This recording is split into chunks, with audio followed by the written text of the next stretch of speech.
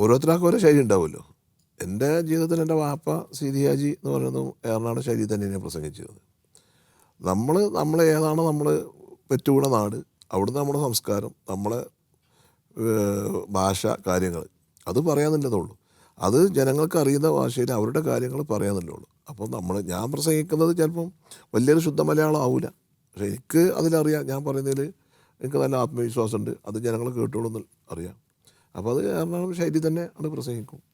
അതിൽ പിന്നെ മാറ്റണം എന്ന് പറഞ്ഞാൽ മാറ്റാൻ പറ്റില്ല, എല്ലാം മാറ്റാൻ വൈകില്ലല്ലോ.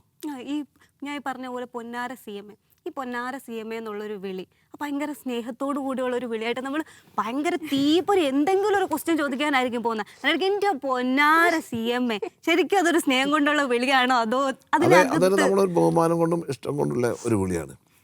അത് നമ്മൾ പൊന്നാര എന്താണ് നമ്മളെ ഈ മലബാറിൽ, നമ്മളെ മലപ്പുറത്ത്, നമ്മളെ ഏറനാട് ഭാഗങ്ങളിലൊക്കെ ഈ പൊന്നാര എന്ന് പറഞ്ഞാൽ ഒരു നമ്മുടെ സ്നേഹത്തിൽ ബഹുമാനത്തിൽ വിളിക്കുന്ന ഒരു വിളിയാണ്.